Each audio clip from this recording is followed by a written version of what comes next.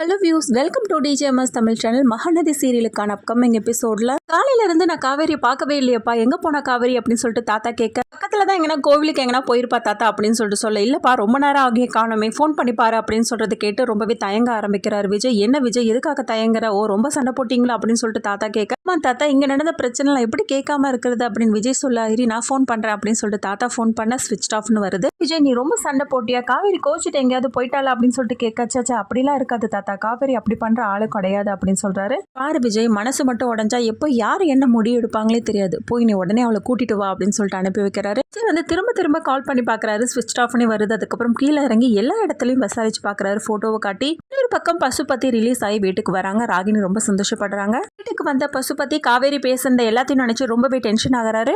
Cell வண்டி என்னை கொண்டு போய் ஜெயில உட்கார வச்சுட்டா அப்படின்னு சொல்லிட்டு ரொம்ப டென்ஷன் ஆகி போறாரு.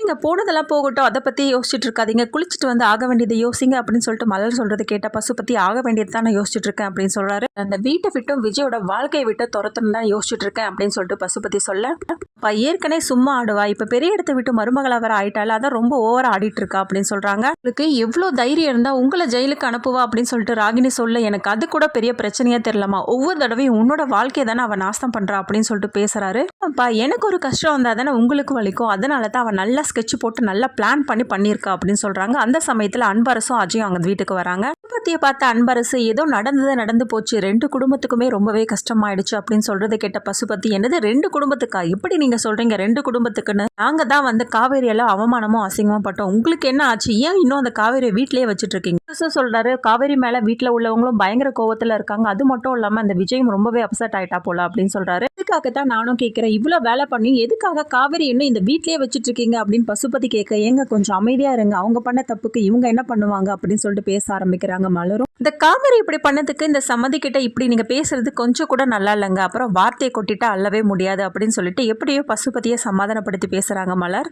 ஒரு பக்கம் பசுபதியும் விஜய்க்கு தெரியாம தான் எல்லா விஷயங்களையும் பண்ணாங்களா இந்த மேடம் அப்படின்னு சொல்லிட்டு பேசுறாங்க காவேரியை பத்தி.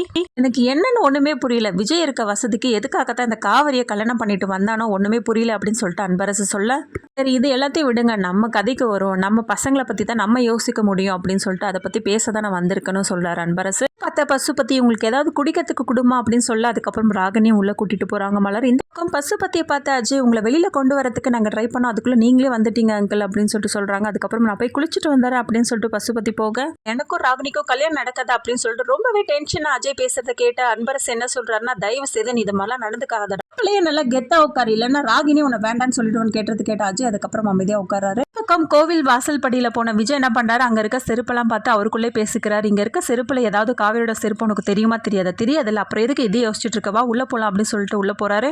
போனதும் எல்லா இடத்துலயும் தேடி பாக்குறாரு, காவேரி கிடைக்காதனால ரொம்பவே அப்செட் ஆகி போய் அங்கேயே உட்காந்துறாரு. திரும்பவும் காவேரிக்கு கால் பண்ணி பாக்குறாரு. அதுக்கப்புறம் காவேரி பேசின எல்லாத்தையும் நினைச்சு பாக்குறாரு, தாத்தா சொன்னதும் நினைச்சு பார்த்துட்டு அதுக்கப்புறம் அங்க இருந்து கிளம்பி வீட்டுக்கு வராரு. வீட்டுக்கு வந்த விஜய் பார்த்த தாத்தா, என்ன காவேரி கிடைச்சாலா அப்படின்னு சொல்லிட்டு கேட்க, தெரியல தாத்தா எங்க போனா அப்படின்னு சொல்லிட்டு சொல்ல, என்ன விஜய் இப்படி சொன்னா எப்படி அப்படின்னு சொல்லிட்டு தாத்தாவும் கேட்க, இல்ல தாத்தா வெளியில போவா அப்படின்னு சொல்லிட்டு கேட்டா, நானும் கிளம்பி போ அப்படின்னு சொல்லிட்டேன் அப்படின்னு சொல்லிட்டு சொல்றது கேட்ட தாத்தா ரொம்பவே அதிர்ச்சியாகி போறாரு. அவங்க வீட்டுக்கு என்ன போயிருப்பாளா தாத்தா அப்படின்னு சொல்லிட்டு பேச, அங்க வீட்டுக்கு போயிட்டு எப்படி இவ்வளவு நேரத்துக்கு இருப்பா அப்படின்னு சொல்லிட்டு யோசிக்க ஆரம்பிக்கிறாரு. சரி மேல போய் அவரோட துணிமணிகள்லாம் இருக்கான்னு போய் பாருன்னு சொல்லிட்டு அனுப்பி வைக்கிற தருணத்துல தான் ரூமுக்கு போறாரு. எல்லா இடத்துலயும் தேடி பார்க்கும்போது அந்த லெட்டர் வந்து கண்ணுக்கு படுது. இந்த இடத்துல இருந்து யோசிச்சா நான் பண்ணது தப்பு தாங்க, ஆனா யாருமே என்ன புரிஞ்சுக்கலையே அப்படின்னு சொல்லிட்டு ரொம்பவே மனசு வந்து எழுதியிருக்காங்க.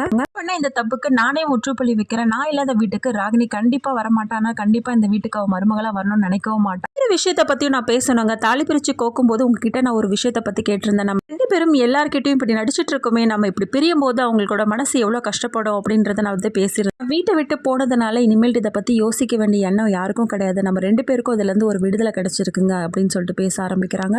தேடுன்னு நான் சொல்லவே மாட்டேங்க, ஏன்னா நீங்க தேட மாட்டீங்கன்னு எனக்கு தெரியும் அப்படின்னு சொல்லிட்டு எழுதியிருக்காங்க அந்த கடிதத்துல.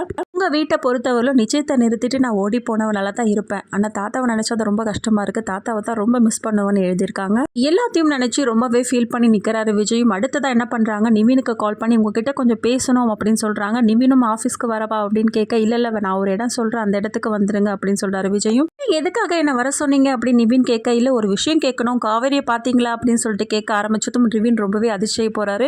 எல்லா விஷயத்தையும் நிவின் கிட்ட சொல்றாரு. நிவின் ரொம்ப டென்ஷன் ஆகி போறாங்க. ஏன் காவேரி எப்படி திட்டினீங்க அப்படின்னு சொல்லிட்டு. அப்புறமா நிவின் மூலியமா குமரனுக்கு இந்த விஷயம் தெரிய வருதா இல்லையா அது எல்லாமே தெரிஞ்சுக்கலாம். அதுக்கு மறக்காம நம்மளோட சேனல் வந்து சப்ஸ்கிரைப் பண்ணிக்கோங்க. கூடவே இருக்க அந்த பெல் ஐக்கான் கிளிக் பண்ணிடுங்க. அப்பதான் நான் போடுற அடுத்தடுத்த வீடியோஸ் உங்களுக்கு நோட்டிஃபிகேஷன்ல வரும். ஓகே வியூவர்ஸ், தேங்க்ஸ் ஃபார் வாட்சிங் திஸ் வீடியோ.